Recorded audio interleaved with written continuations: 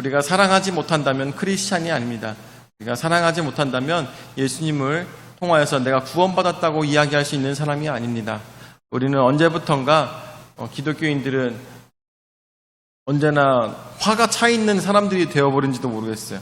언제나 막 터트리면 방금 터질 것 같은 그러한 사람들이 됐을 때가 있었습니다. 그렇지만 이제 조금 있으면 코로나가 끝날 수 있을 거라고 저는 믿습니다. 그럴 때까지 우리는 더욱더 사랑할 수 있는 준비가 된 사람이 되기를 원합니다. 우리가 예수님을 믿고 내 죄가 사함 받았으면 우리는 어떻게 살아야 되겠습니까? 사랑을 받는 존재로 끝나는 것이 아니라 그 사랑을 줄 아는 사람이 되어야 되겠습니다. 그렇기 때문에 그동안 우리 마음속에서 묶여 있었던 것, 그런 것들 다 풀고 이제는 사랑을 전달할 수 있는 아름다운 성도님들 되시기를 예수 이름으로 축원을 드립니다. 우리 여러분들 여담이긴 하지만 우리 이강수 목사님 다들 아시나요?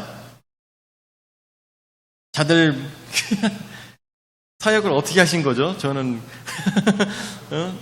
자, 이강수 목사님 오셨는데 최명찬 목사님 뒤쪽에 제가 그 책을 갖다 놨거든요. 그 책 좀 잠깐만 한 세트만 갖다 주시겠어요? 요번에 우리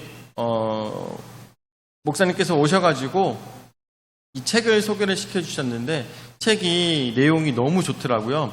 그 전까지 저희 교회에서 복음을 전달할 때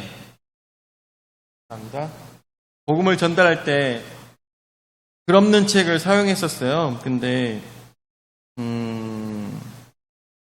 이렇게 귀엽게 책을 너무나도 쉽게 이렇게 잘 써주셨더라고요. 그래서 내용을 보니까 내용도 너무 깔끔하고 그리고 너무나도 귀엽고 이렇게 그림도 너무 이쁘게 이렇게 해가지고 이런 거를 요즘 세상 사람들의 가장 필요한 게 뭔지 아십니까? 요즘은 사람들이 문맹률이 없다 하더라도 요즘은 사람들이 글을 읽는 걸 싫어해요. 그래서 요즘은 직관적이라는 게 굉장히 중요합니다. 그런데 이 책을 보면은 굉장히 그림 하나하나가 굉장히 직관적이에요. 그래서 이 책을 가지고 저희 교회에서 구입을 했어요.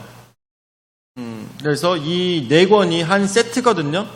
그래서 이것을 가지고 우리가 우리 지인들이나 아니면 집에 있는 자녀들에게 말씀을 전달하는데 굉장히 커다랗게 도움이 되도록 이렇게 구성이 되어 있습니다. 정말 놀라운 건 뭔지 아십니까? 이 책의 작가가 지금 우리 교회에 앉아 계십니다.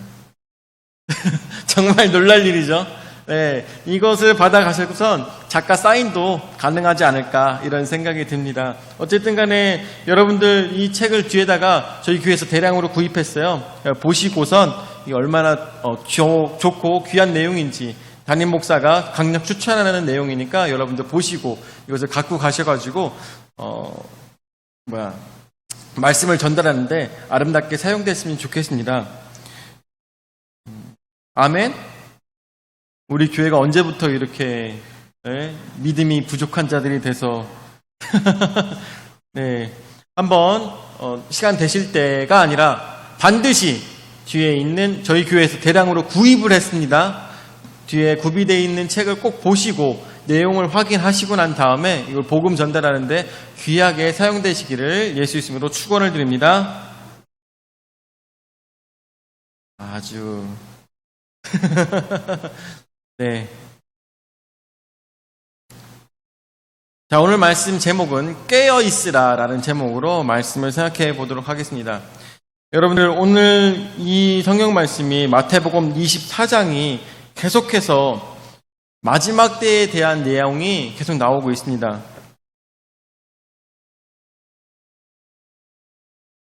마지막 때에 대한 내용이 나오고 있는데 이 내용이 시작한 것이 어떻게 해서 시작되었을까라고 생각한다면 제가 말씀을 드리겠습니다. 마태복음 24장 3절 말씀에 예수께서 감람산 위에 앉으셨을 때 제자들이 조용히 와서 이르되 우리에게 이루소서 어느 때에 이런 일들이 있겠사오며, 이런 일이라는 것은 이제 성전이 다 없어지고 돌 위에 돌이 없을 것이다 라고 말씀하셨던 그것, 또 주의 임하심과 세상 끝에는 무슨 징조가 있사오리까 라는 그 이야기, 그것을 제자들이 예수님께 물었던 것입니다. 여기서 세상 끝에 주의 임하심이라는 그 이야기는 사실은 예수님께서 십자가에 달려 돌아가시고 하늘에 올라가시고 난 다음에 다시 내려오시는 것에 대해서 그 제자들이 생각하면서 물어본 것이 아니에요. 그것이 아니라 언제 주의 나라가 도래하겠느냐, 언제 모든 이 로마의 압제 속에 있는 이 나라가 언제 메시아로 인하여서 이 모든 것들이 올바른 자리를 잡아가겠느냐라고 제자들이 물어본 것과 마찬가지입니다. 언제 메시아로서 그 역할을 하시겠습니까? 라고 제자들은 정말 어리석은 질문을 한 것이죠. 이제 그것에 대해서 예수님께서 마태복음 24장을 통하여서 우리에게 지속적으로 말씀하고 계시는 것입니다. 말씀하고 계실 때 여러분들에게 저번 주에도 그 말씀을 드렸어요. 믿음에는 3가지 단계가 있다고 여러분들에게 말씀을 드렸죠. 첫 번째 단계는 나이브 단계라고 했습니다. 이제 예수 그리스도를 믿기 시작해서 말씀하시는 모든 것들이 좋고 또한 그 은혜가 너무나도 좋고, 그래서 만나는 사람들마다 하나님 말씀을 전달하며 내가 이렇게 기쁜 삶을 살고 있다라고 이야기하는 사람들, 그리고 그 사람들은 너무나도 좋은 것이 성경 말씀을 읽을 때마다 기쁨이 충만합니다. 너무나도 좋아요. 왜냐하면 새로운 길을 찾았기 때문인 것입니다. 그것이 첫 번째 단계입니다. 그런데 두 번째 단계는 무엇이냐? 이 성경 말씀에 대해서 무조건적인 수용이 아니라 이제는 질문을 갖게 된다는 것이죠. 질문. 어떤 질문들이 있다고 했습니까? 왜 예수님은 십자가에 달려 돌아가실 수밖에 없었는가? 아니면은 왜 하나님께서는 우리에게 직접 내려오셔서 우리에게 직접 말씀하시면서 내가 하나님이다 라고 말씀하시면 우리가 이런 고생하면서 살 필요가 없을 것 같은데 왜 그렇게 하지 아니하실까? 뿐만 아니라 더 심화적으로 들어가게 되면 왜 악한 사람들이 세상에 존재하는데도 불구하고 하나님의 징계는 왜 더딘가? 왜 선한 사람은 고통을 받고 살아가는가? 이런 구체적인 질문들이 우리의 신앙생활 속에서 생기게 됩니다. 이것이 바로 2단계 신앙이에요. 질문의 단계. 근데 이 질문의 단계, 그 속에서 신앙생활 하면서 답을 찾아갑니다. 그런데 여기서 신앙을 잃어버리는 사람들이 많이 있어요. 왜냐하면 답을 찾지를 않아요. 그냥 교회에 대해서 실망만 하고 교회를 벗어나는 경우들이 굉장히 많이 있습니다. 그런데 너무나도 중요한 것은 우리는 이 두 번째 단계에서 답을 찾아야 됩니다. 답을 찾아야 돼요. 근데 이 답이라는 것이 여러분들 3단계 가는 사람들은 나중에 깨닫게 되는데 그 답은 무엇이냐? 모르는 건 모르는 대로 놔두자 라는 것입니다.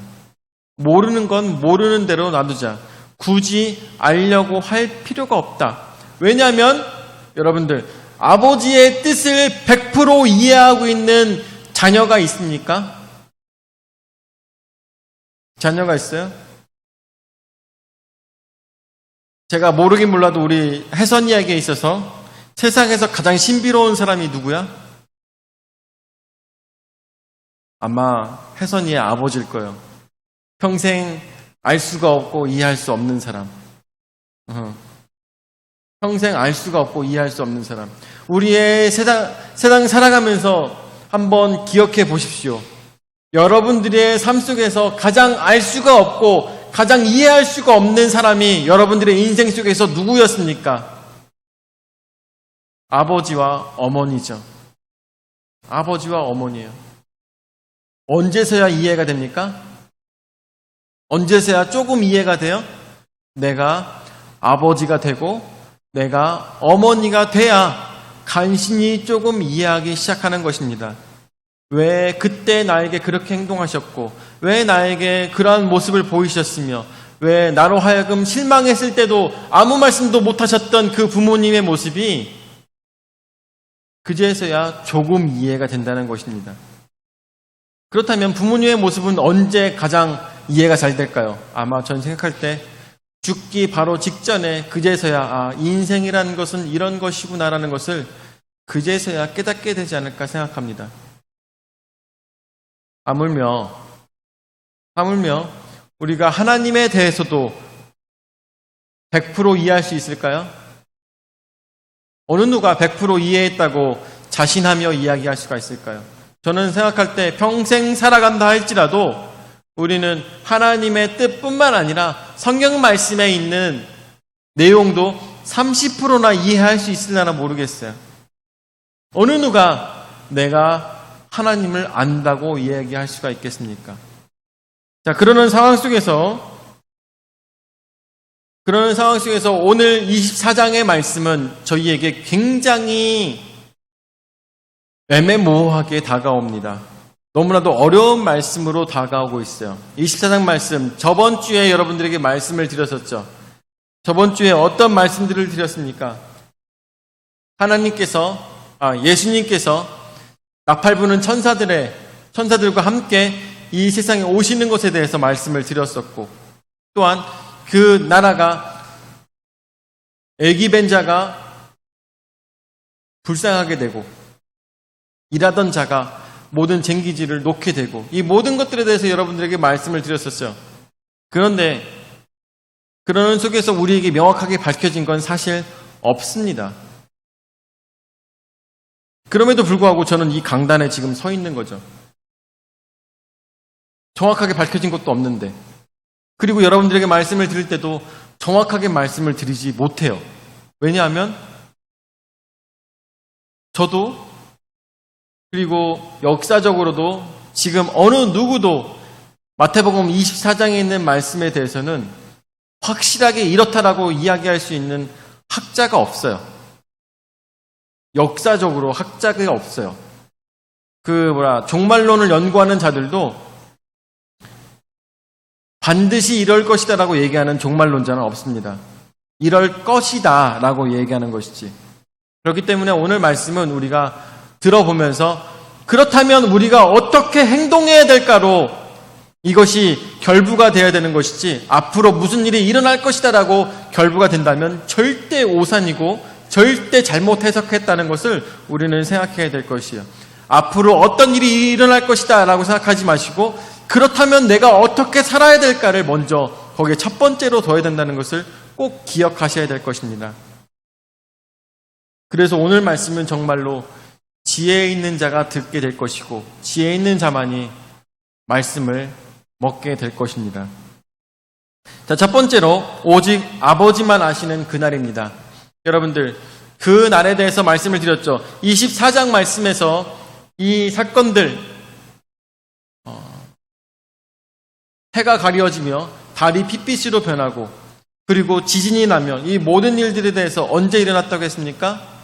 AD 70년에 로마에 의해서 제3성전이 무너지는 그때가 바로 성경 말씀에 나오고 있는 그때, 지금 24장의 말씀이라고 얘기했습니다. 결국 저는 생각했어요. 그러면은 이 말씀 전체도 AD 70년에 일어났던 사건들에 대해서 말씀하시는 것일까? 또한 예수님께서 이것에 대해서 근거로 말씀하신 것이, 이 사건이 너희의 세대에서 한 세대가 건너지 않고 일어날 것이라고 얘기했을 때, 그 말씀은 온전히 예수님의 말씀하신 것처럼 그때 이루어졌습니다. AD 70년. 그때 로마에 의해서 이 이스라엘은 멸망하게 됩니다. 그리고 난 다음에 예수님께서 말씀을 이어가시는데, 이 말씀은 사뭇 분위기가 다른 말씀으로 나오고 있습니다. 전혀 상상하지 못했던 일들에 대해서 예수님께서 말씀하시는데, 이것은 AD 70년에 일어났던 그 사건을 말씀하시는 것이 아니라 우리 예수님께서 다시 재림하시는 그 날에 대해서 우리에게 말씀하시고 있다는 것을 문단 전체를 읽어보시면 그것을 느끼실 수가 있을 것입니다. 오직 아버지만 아시는 그날, 바로 36절 말씀을 통해서 우리가 생각해 봤을 때, 그러나 그 날과 그때는 아무도 모르나니 하늘의 천사들도 아들도 모르고 오직 아버지만 아시느니라. 아멘. 여기서 나오고는 그 날, 바로 예수님께서 오시는 그 날. 여기서 정말 재미있는 거는 누구도 모른다고 합니까? 하늘의 천사들도 그 날은 모른다고 합니다. 그리고 아들도 모른다고 합니다. 이 아들이 누구예요? 아들이 누굽니까? 예수님이시죠. 예수님도 모르고 오직 누구? 아버지 하나님만 아신다고 이야기하고 있습니다. 정말 재밌는 것은 여기 아들도 모르고라는 이 구절은 킹제임스 버전에서는 빠져 있어요. 왜냐하면 이 예수님의 신성에 대해서 오해할 수 있다라는 생각을 가지고 킹제임스 버전에서는 이 부분이 빠져 있는데, 이거는 뭐랄까, 그러니까 성경 원본이라고 얘기할 수는 없죠. 성경 원본이라기보다는 많은 사본들을 필사본을 다 대조했을 때 이 아들이라는 내용이 분명하게 들어있기 때문에 원래 원본에 가까운 내용에는 아들 이 내용이 마태복음에 들어있다는 것을 우리가 생각을 하면서 꼭 생각을 하셔야 되는데, 하늘의 천사들도 모른다고 합니다. 하나님의 일을 가장 가까이 하고 있는 천사들도 그 날은 알 수가 없다고 합니다. 그리고 아들인 예수 그리스도조차도 그 날은 알 수가 없다고 예수님께서 말씀하고 계십니다. 오직 하나님 아버지만 아신다고 이야기하고 있습니다. 그런데 하물며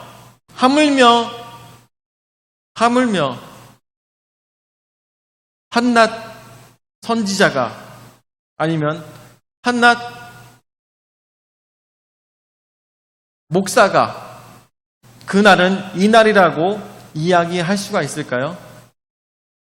그날은 이날이라고 얘기할 수 있을까요? 절대 그럴 수 없다는 것입니다.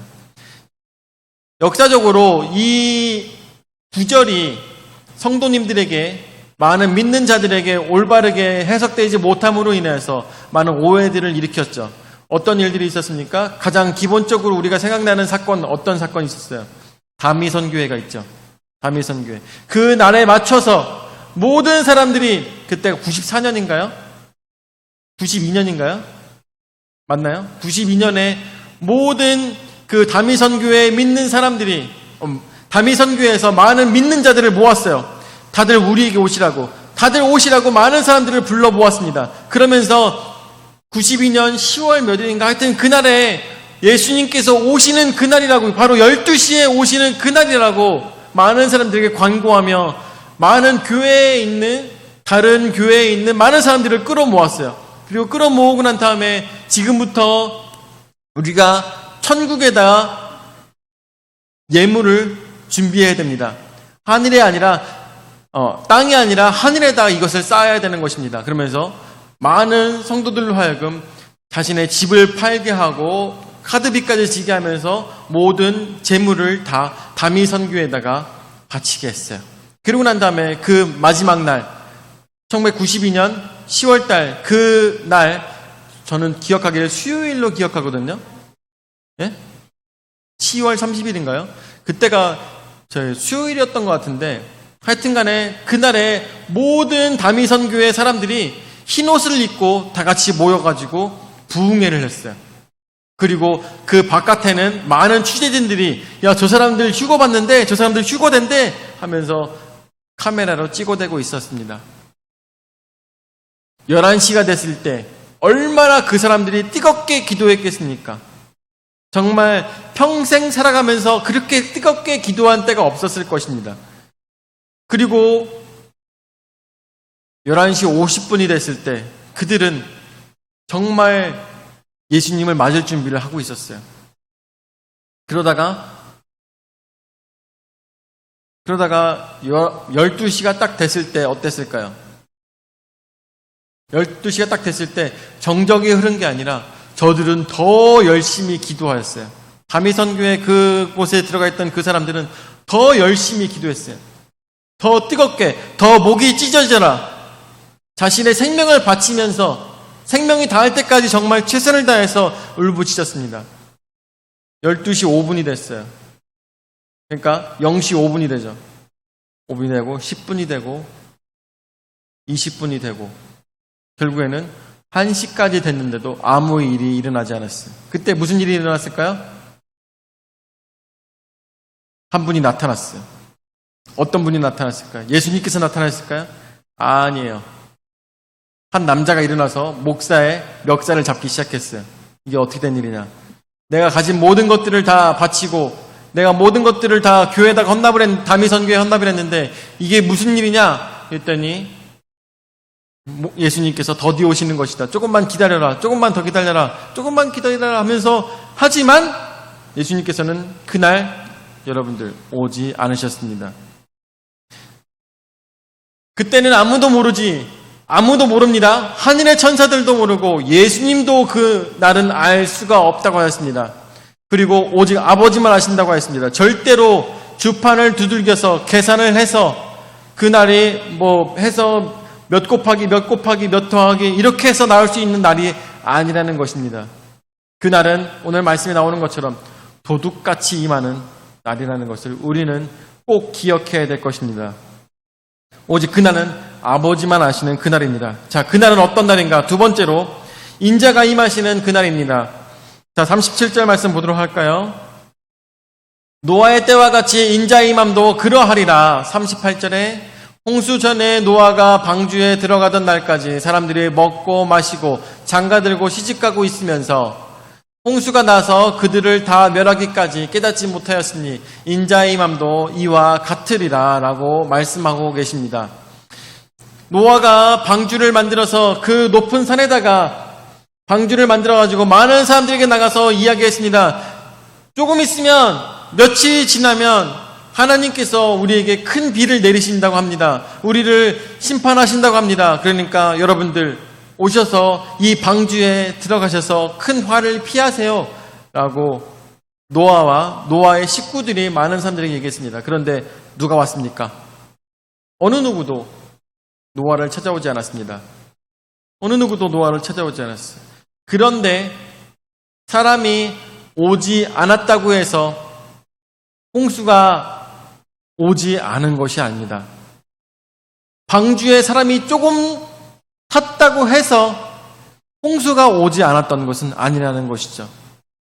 그날은 반드시 오게 되어 있었고 그 날까지도 많은 사람들은 결혼도 하고 밭도 갈며 그리고 술도 마시며 흥청망청 자신이 원하는 대로 살아가다가 마지막 날을 맞이하였던 것입니다. 그런데 오늘 39절 말씀에 근데 재미있는 것은 홍수가 나서 그들을 다 멸하기까지 깨닫지 못하였다고 합니다. 그 사람들이 멸망을 당하는데도 자신들이 왜 멸망을 당하는지 깨닫지 못한다는 것이죠. 여러분들 이 말씀을 생각해 볼 수가 있겠죠. 멸망을 당하는데도 깨닫지 못한다는 것입니다. 앞으로 예수님께서 우리에게 오셔서 이 세상은 믿는 자들을 부르시고 세상은 끝나게 될 것입니다. 그런데 어떤 사람들은 왜 끝나는지조차, 왜 이 세상이 마지막 그 날을 맞이하게 되는지조차 알지 못하는 사람들이 있을 것이라는 것입니다. 인자의 임함이 바로 예수 그리스도의 임함이 그런 것과 마찬가지로 일어나게 될 것이라고 예수님께서 말씀하시고 계시는데 40절에 그날은 또한 이것에 대해서 6가지로 예수님께서 말씀하셨는데 또한 말씀하실 때 그때 두 사람이 밭에 있으며 한 사람은 데려가고 한 사람은 버려둠을 당할 것이요 라고 얘기하고 있습니다. 자, 42절 41절이다. 41절. 두 여자가 맷돌질을 하고 있음에 한 사람은 데려가고 한 사람은 버려둠을 당할 것이니라 라고 했습니다. 전 이거 생각했을 때 맷돌을 가는 사람이 양쪽에 두 사람이 이렇게 맷돌을 2개로 갈고 있나? 그 생각했어요. 여러분들 그거 아십니까? 오른손으로 비비고 왼손으로 비비고 아십니까? 그럼 뭐예요? 왼손으로 비비고 오른손으로 비비면 2그릇이죠. 그죠? 자, 우리 교회 사람들은 잘 몰라 이런 거. 자, 왼손으로 비비고 오른손으로 비비면 몇 그릇이에요? 2그릇이잖아요. 예, 한 그릇을 두고선 비빈 게 아니라는. 하여튼 간에 그건 뭐 얘기하고. 자, 여기서 보면 두 여자가 맷돌질을 하고 있다고 했는데, 양쪽에서 맷돌질을 두 군데서 하고 있었던 것이 아니라, 그 당시에 유대인들이 돌리던 그 맷돌은 하나의 맷돌에 두 개의 그 손잡이가 있었습니다. 그래서 그거를 여자 혼자선 돌리기 힘들기 때문에 둘이서 그것을 돌리고 있는 거예요. 한 일을 하고 있는 두 명의 사람이 있었는데, 그 중에서 하나의 일을 하고 있었던 사람 중에서 한 명은 데려감을 당하고 한 명은 버려둠을 당한다고 말씀하고 계십니다. 42절. 그러므로 깨어있으라. 어느 날에 주가 임할는지 너희가 알지 못함이니라 라고 말씀하고 계십니다. 41절까지 말씀까지다. 41절까지. 그래서 여기까지 봤을 때 90년대에는 정말 유명했던 그 이야기가 휴거라는 이야기가 있었어요. 휴거. 그래서 사람들이 운전을 하다가 갑자기 사람들이 날아가서 증발해 버려가지고 갑자기 사고가 막 나고, 그리고 아내가 놀래가지고 여보 사고 났어 하면서 집에 딱 들어와 봤는데 면도기가 돌아가고 있으면서 세면대 위에 올라가 있고. 그 휴거라는 영화 저도 어렸을 때 보고선 굉장히 충격적이었는데, 그런데 이 성경을 더욱더 공부하면서 알게 된 것이 휴거라는 것 자체가 성경에 없는 내용이더라고요. 그리고 학자들은 얘기할 때 비성경적이라고 못 박아서 얘기를 하더라고요. 이것에 대해서 어떤 식으로 어떤 모양으로 이루어질지는 저희는 알 수가 없어요. 다만 이것은 똑같은 삶을 살아가고 있는 사람들인데도 불구하고 그 속에서 구원받는 자는 정해져 있다는 것을 보여주고 있는 것이죠. 자, 인자가 임하는 그날 여러분들은 들림을 받는 자들 중에 속할까요? 아니면 버려둠을 당하는 자들 중에 속할까요? 자, 그러면 버려둠을 당하는 자들은 어떠한 모습이 되어버릴까요? 그것에 대해서 세 번째로 봤을 때, 그러므로 깨어있으라 라고 예수님께서 말씀하십니다. 그래서 42절에 그러므로 깨어있으라. 어느 날에 주가 임할는지 너희가 알지 못함이니라 예수님께서 말씀하고 계십니다. 그래서 이렇게 얘기하죠. 46절에서부터 말씀을 보면은 주인이 올 때 그 종이 이렇게 하는 것을 보면 그 종이 복이 있으리이다. 내가 진실로 너에게 이르노니 주인이 그의 모든 소유를 그에게 맡기리라. 만일 그 악한 종이 마음에 생각하기를 주인이 더디 오리라 하여 동료들을 때리며 술친구들과 더불어 먹고 마시게 하면 생각하지 않은 날 알지 못하는 시각에 그 종의 주인이 이르러 라고 이야기하고 있습니다. 여기서 종이 얘기하는 것은 무엇이고 또한 주인은 누구일까요? 종이라는 것은 바로 청지기인 우리의 모습을 생각해 볼 수가 있는 것입니다. 하나님께서 맡기신 우리의 사명이 있습니다. 종은 주인의 명령에 따라서, 주인의 뜻에 따라서 행동을 해야 됩니다.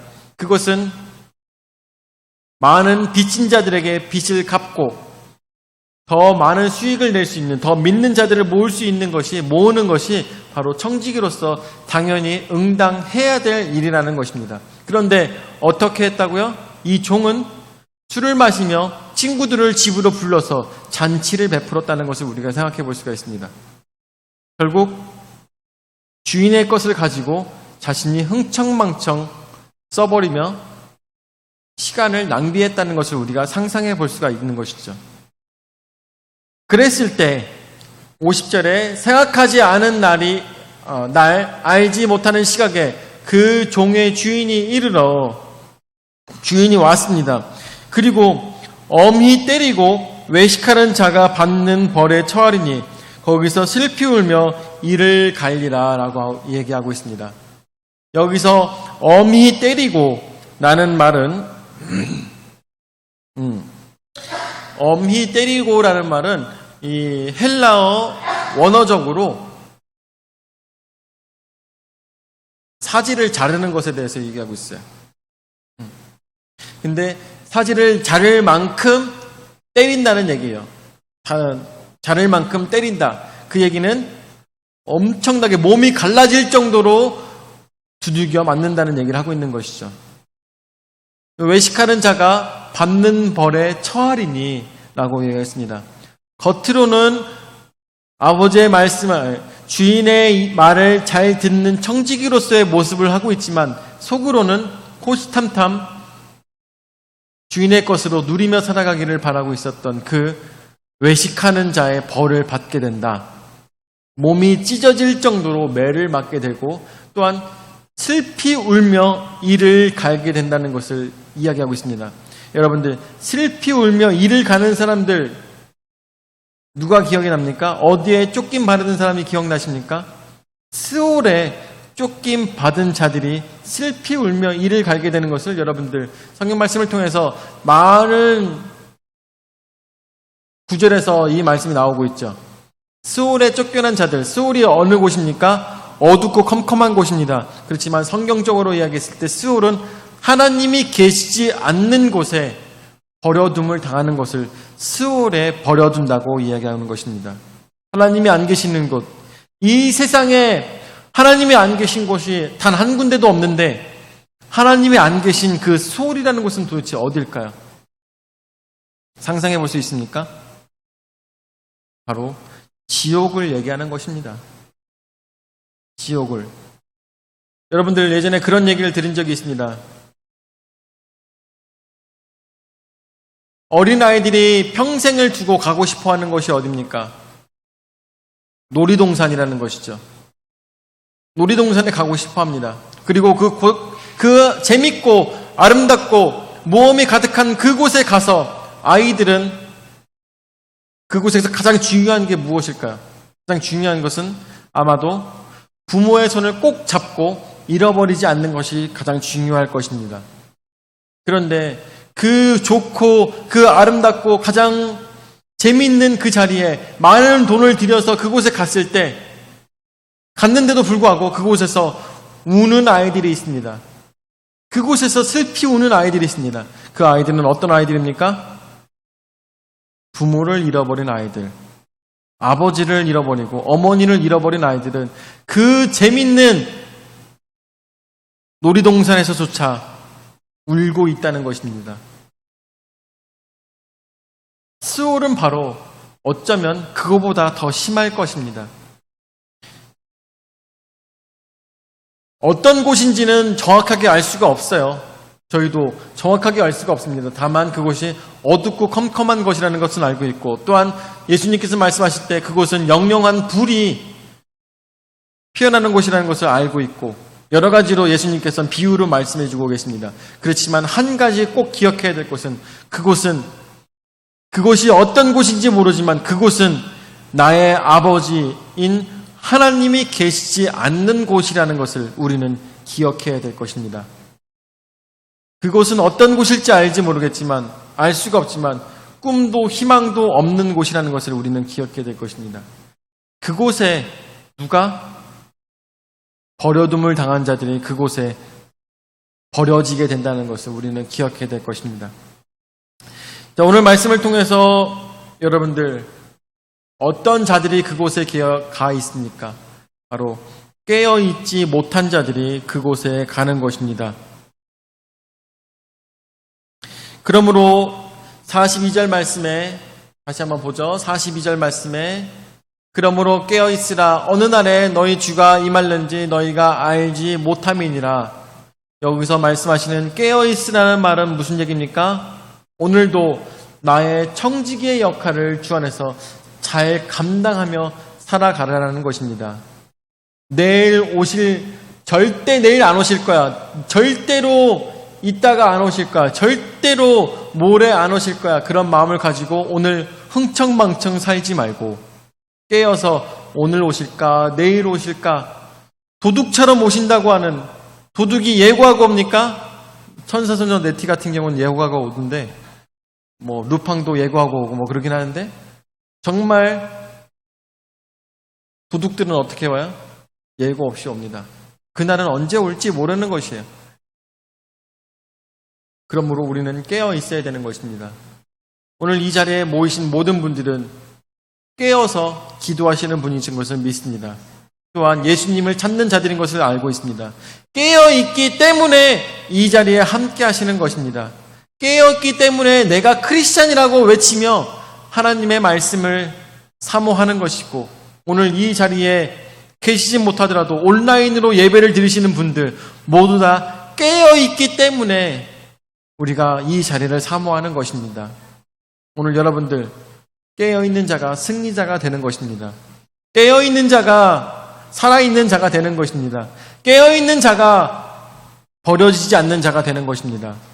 마지막 때 언제 올지 모르고, 또한 마지막 때 언제 어떻게 벌어질지 모르지만 우리는 여기서 한 가지, 깨어있는 자가 되어서 살아있는 자가 되시기를 예수 이름으로 축원을 드립니다. 아멘. 하시겠습니다. 찬양받게 합당하신 주여, 은혜와 사랑을 감사드립니다. 이 귀한 날 저에게 말씀을 허락하여 주셔서 말씀으로 고민해 볼 수 있도록 인도하심을 감사드립니다. 예수님께서는 여러 가지로 비유로 말씀하시며 그때가 긴박함을 우리에게 말씀해 주고 계십니다. 특별히 인자가 오시는 그 날에 대해서, 예수님께서도 알지 못하시는 그 날에 대해서 우리에게 경고하시는 말씀을 통하여 우리가 어떻게 살아야 되는지, 어떠한 마음가짐으로 살아야 되는지 예수님께서 직접 말씀하여 주심을 너무나도 감사를 드립니다. 주여, 오늘도 주님 안에서 저희가 깨어있길 원하오니 저희의 부족한 모든 것들을 내려놓고 오로지 주님만 바라볼 수 있도록 인도하여 주시오며, 세상에 우리의 소망을 둘 것이 아니라 하늘나라에 우리의 소망을 두고 오로지 천국 백성으로 살아가는 사랑하는 자들이 될 수 있도록 주여 역사하여 주시옵소서. 오늘도 저에게 귀한 은혜의 말씀 허락하심을 감사드렸고 사랑이 많으신 예수님의 이름으로 기도드립니다. 아멘.